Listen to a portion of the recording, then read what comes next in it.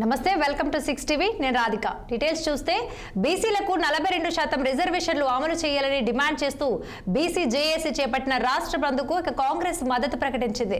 ఈ మేరకు రాజన్న సిరిసిల్ల జిల్లా వేములవాడ ఆర్టీసీ బస్ డిపో వద్ద ప్రభుత్వ విప్ ఆది శ్రీనివాస్ ఆధ్వర్యంలో ధర్నా నిర్వహించారు।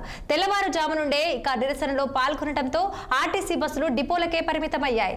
రాష్ట్రంలో 8 మంది బీజేపీ ఎంపీలు ఉన్న ప్రధాని మోదీ దగ్గర ఎందుకు మాట్లాడలేకపోతున్నారని ఆది శ్రీనివాస్ ప్రశ్నించారు। కమలం పార్టీ ఎంపీలు ఇక్కడ సై అంటూ ఢిల్లీలో నై అంటున్నారని మండిపడ్డారు।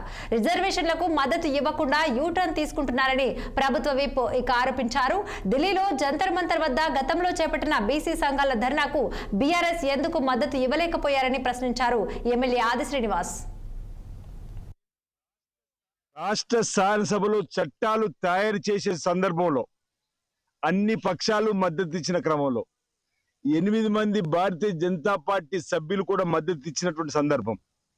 రాష్ట్ర శాసనసభలో తెలుగు మాట్లాడుతున్న తెలంగాణలో సైంటున్నటువంటి భారతీయ జనతా పార్టీ కేంద్రంలో 8 మంది ఎంపీలుండి నరేంద్ర మోడీ గారి దగ్గర నోరు ఎందుకు మెదుపుతున్నారని చెప్పండి మా ప్రధాన ప్రశ్న। బీసీ సంఘాల పక్షాన రాష్ట్రంలో సైంటున్నారు, ఢిల్లీలో నై అంటున్నారు, ఎందుకు మీరు యూటర్న్ తీసుకుంటారు అనేది కూడా మా తెలంగాణ బీసీ బిడ్డలకు చెప్పాల్సిన బాధ్యత భారతీయ జనతా పార్టీ ప్రభుత్వం పైన ఉంది।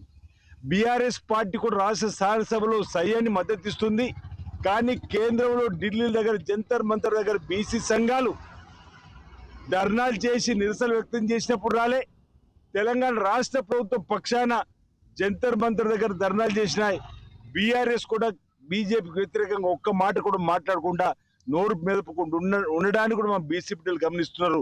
ఇప్పటికైనా బీఆర్ఎస్ బీజేపీలు ఢిల్లీలో ఉన్న ప్రభుత్వంపై ఒత్తిడి పెంచి ఈరోజు ఈ తెలంగాణలో కాంగ్రెస్ పార్టీ ప్రభుత్వానికి బీసీలకు మద్దతుగా తీసుకుపోతున్నటువంటి ఈ బిల్లుకు మద్దతుగా మీ యొక్క చిత్తశుద్ధిని నిరూపించుకోవాల్సినటువంటి అవసరం ఆసన్నమైందని ఈ సందర్భంగా బీసీ బిడ్డల పక్షాలు తెలియజేస్తా ఉన్నాను। రాష్ట్ర శాసనసభలో చట్టాలు తయారు చేసే సందర్భం